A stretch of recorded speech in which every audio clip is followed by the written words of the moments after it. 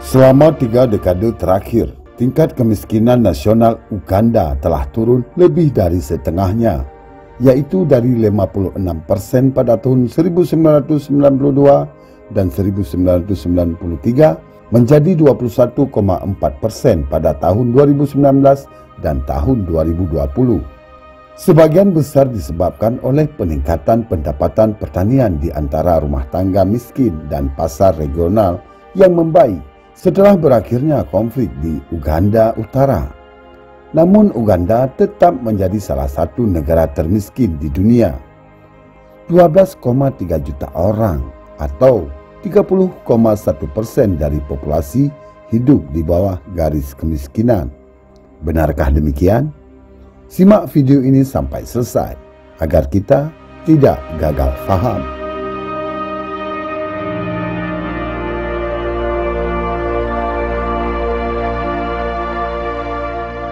Halo Santai Mania dimanapun berada, ragam suku dan bangsa di berbagai belahan dunia.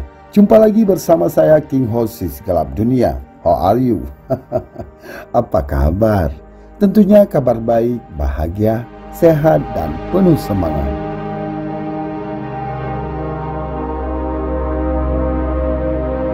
Lagi santai? Lanjut aja santainya. Lalu nikmatilah sejumlah informasi tentang dunia untuk Anda. Di channel ini kami memandu Anda untuk mengelilingi dunia hanya dengan sentuhan jari. Tidak lupa kami selalu ingatkan kita semua bahwa dari apa yang kita nonton hanyalah sebagai pembelajaran agar menambah wawasan dan pengetahuan.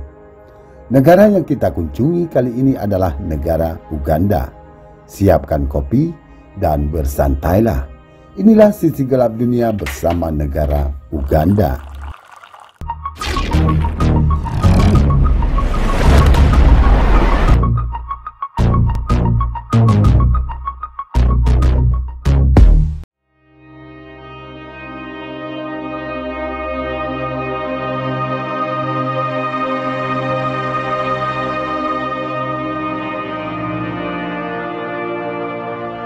Jumlah orang Uganda yang tidak miskin tetapi rentan juga meningkat.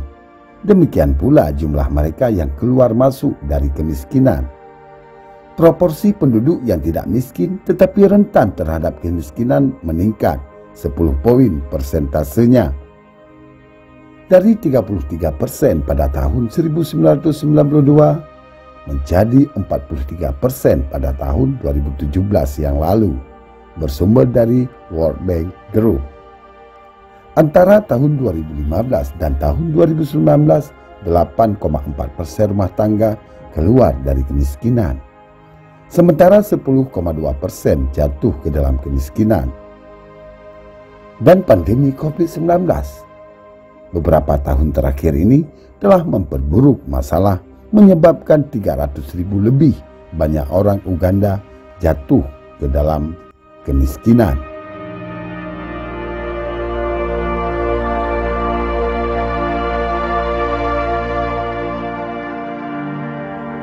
Dalam upaya penanggulangan kemiskinan, pemerintah telah menginisiasi berbagai program pada akhir tahun 1980-an yang lalu. Skema petani pedesaan bertujuan untuk meningkatkan produktivitas pertanian dan mata pencaharian petani melalui kredit.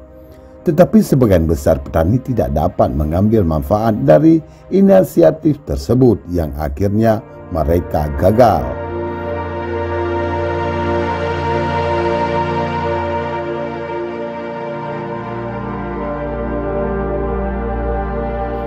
Pada tahun 1995, skema pembiayaan kredit serupa yang dikenal sebagai Entan Dikwa, modal benih, memberikan pinjaman kepada masyarakat miskin, pedesaan, dan perkotaan, pemuda, penyandang cacat, dan perempuan. Tetapi hanya sekitar 40% dari pinjaman yang diberikan kepada kelompok sasaran yang dipulihkan.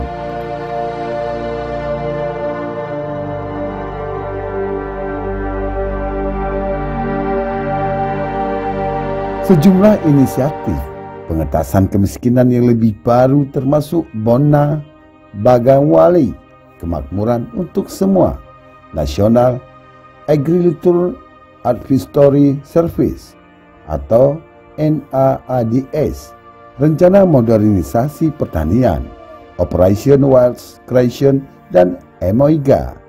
Intervensi ini juga hanya menghasilkan sedikit atau tidak ada keberhasilannya sama sekali, dan bahkan sebagian besar telah ditinggalkan.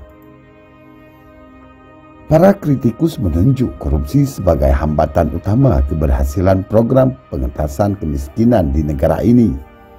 Di antara rintangan lainnya, mereka mengutip patronas politik, salah urus, perencanaan yang buruk, birokrasi, biaya administrasi yang membengkak, nepotisme, pemantauan yang buruk, dan buta huruf keuangan di antara penerima manfaat yang dituju.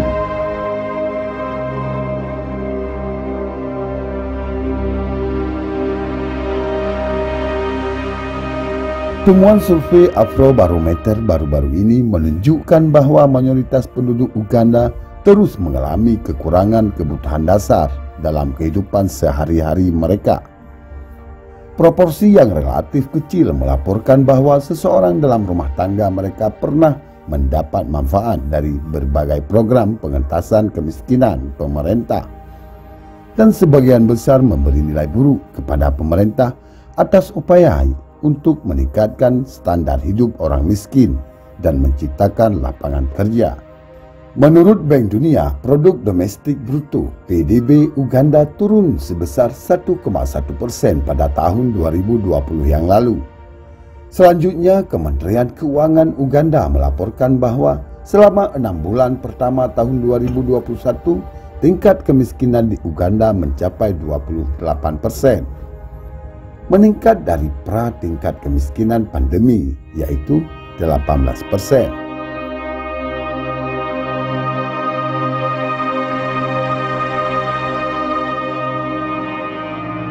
Pengangguran akan meningkat lebih lanjut menjadi 2,5% pada penutupan tahun 2021 yang lalu. PDB Uganda mencapai 3,3% selama tahun 2021. Namun para ahli memperkirakan bahwa PDB dapat naik menjadi 4,6% pada tahun 2022 ini dan 6,4% pada tahun 2023 nantinya. Karena permintaan domestik untuk menjaga ekonomi Uganda tumbuh dan pulih selama bertahun-tahun yang akan datang.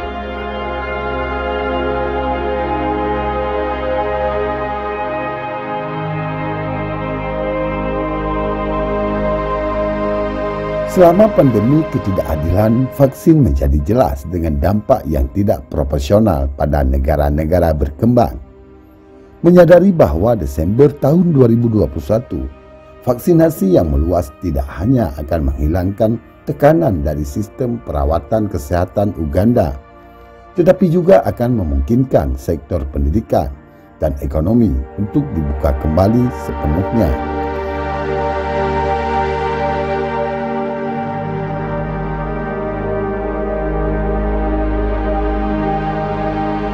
Dengan dukungan berkelanjutan dari komunitas internasional, warga dapat berhasil pulih dari dampak COVID-19 terhadap kemiskinan di negara ini. Upaya diplomatik dari negara-negara seperti Denmark membawa harapan bagi rakyat Uganda yang miskin untuk masa depan yang lebih cerah.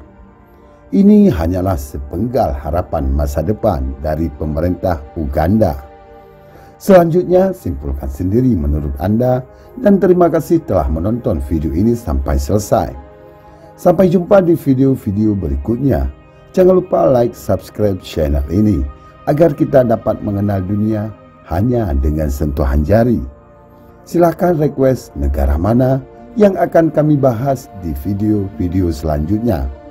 Selamat melaksanakan aktivitas dan sehat selalu. Bye-bye.